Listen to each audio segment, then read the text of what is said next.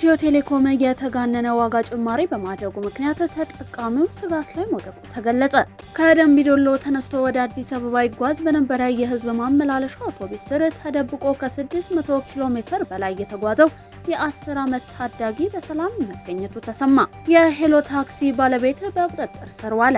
የእስራኤሉ ጠቅላይ ሚኒስትር ቤንያሚን ኔታንያሁ ከፕሬዝዳንት ዶናልድ ትራምፕ ጋር ለመምከር ሰኞ ዕለት ፍሎሪዳ ዌስት ፓልም ቢች በሚገኘው ማራላጎ ሪዞርት ተገኝተዋል። ቆይታችሁ ከኛ ጋር ከሆነ እነዚህንና ሌሎች መረጃዎችን ይዘንላችኋል። እስከ ፍጻሜው አብራችሁን ቆዩ። ኢትዮ ቴሌኮም የተጋነነ ዋጋ ጭማሪ በማድረጉ ምክንያት ተጠቃሚው ስጋት ላይ ነው ተባለ።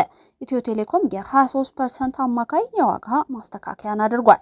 ኢትዮ ቴሌኮም ለሚዲያ አካላት በላከው እንዲሁም ለደንበኞቹ በተለያዩ ማህበራዊ ገጾች ባሰራጨው መግለጫ መሰረት በአሁኑ ወቅት ያለውን ማክሮ ኢኮኖሚ ሁኔታ ታሳቢ በማድረግ የአገልግሎት ጥራትን በዘላቂነት ለማስጠበቅ የታሪፍ ማሻሻያ ማድረግ አስፈላጊ ሆኖ ተገኝቷል ብሏል።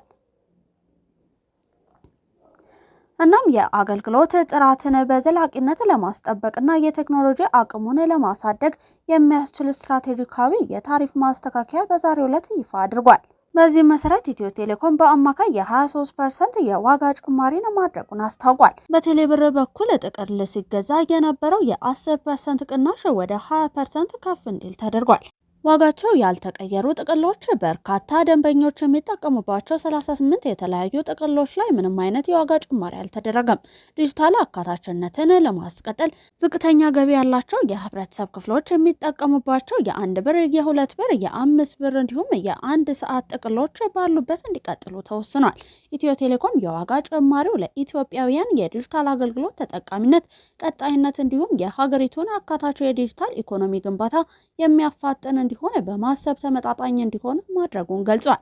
የቴሌኮም ዘርፉን የወጪ ጫና መብዛትና የዘርፉ ተዋናዮች ዋጋ እንዲጨምር በተደጋጋሚ ያሳደሩትን ጫና ተከትሎ ኢትዮ ቴሌኮም የዋጋ ማሻሻያ ሊያደርግ እንደሚገደድ ቅዳሜ ገበያ መዘገቡ ይታወሳል።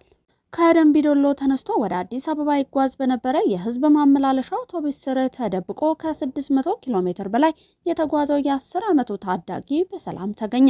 ታዳጊው ጉዞውን የጀመረው ከሌሊቱ 10 ሰዓት ደምቢ ዶሎ ላይ ሲሆን ማንም ሳይመለከተው በአውቶቡሱ ስር ያሉ የብረት ክፍሎችን ሙጥኝ ብሎ በመያዝ ለሰዓታት አደገኛ ጉዞውን አድርጓል። ታዳጊው ይህንን ሁሉ ርቀት 645 ኪሎ ሜትር ያለምንም ጉዳት መጓዙን መረጃዎች ያመለክታሉ።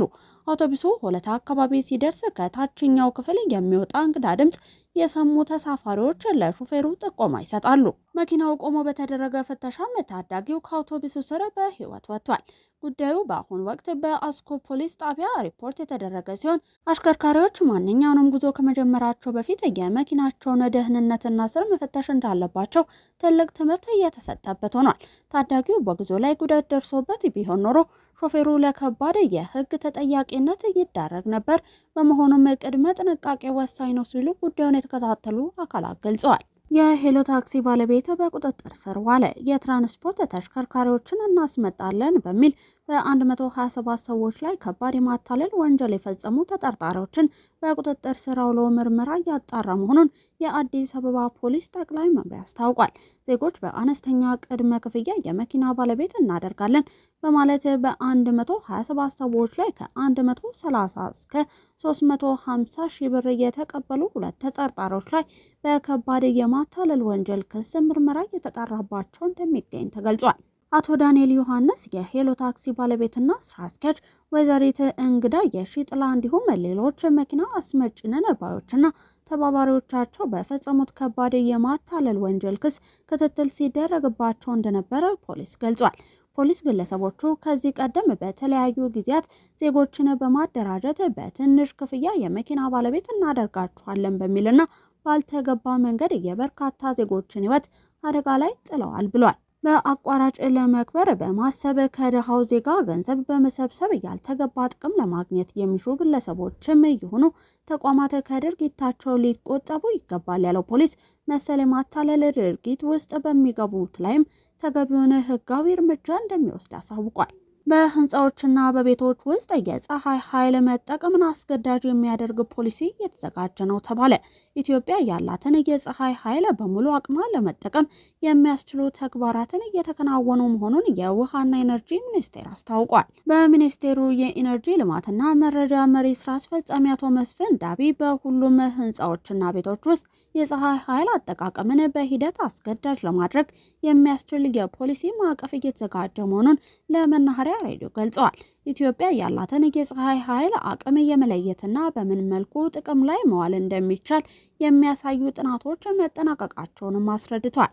ከሌሎች የዓለም አቀፍ ሀገራት ልምድ በመውሰድ በተለይም በከተሞች ረጃጅም ህንፃዎች ባሉባቸው አካባቢዎች በእያንዳንዱ ቤትና ህንፃ ጣሪያ ላይ የፀሐይ ኃይል ቴክኖሎጂን በመግጠም ኃይል የመሰብሰብና ጥቅም ላይ ለማዋል የሚያስችል የፖሊሲ ማዕቀፍ እየተዘጋጀ መሆኑን ስራ አስፈጻሚው ገልጸዋል። ከአማራጭ ኃይል አጠቃቀም ጋር በተያያዘ ያለውን አዋጭነት የሚያሳዩ ጥናቶች በስፋት እየተደረጉ መሆኑን ጠቅሰውም በዚህ ዘርፍም የግል ባለሀብቱ እንዲሰማራ ይበረታታል ብለዋል።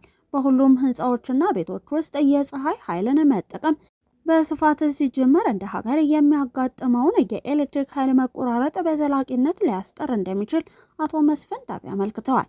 የእስራኤል ጠቅላይ ሚኒስትር ቤንያሚን ኔታንያሁ ከፕሬዝዳንት ዶናልድ ትራምፕ ጋር ለመምከር ሰኞ ዕለት ፍሎሪዳ ዌስት ፓልም ቢች በሚገኘው ማራላጎ ሪዞርት ተገኝተዋል። ጠቅላይ ሚኒስትሩ በተደጋጋሚ ወደ አሜሪካ በመጓዝ ትራምፕን የእስራኤል ታላቅ ጠበቃ ሲሉ ቢያሞካሹም የዚህኛውን ጉብኝት ዓላማ ግን በድብቅ ጫና ለመፍጠር እያለመ ነው።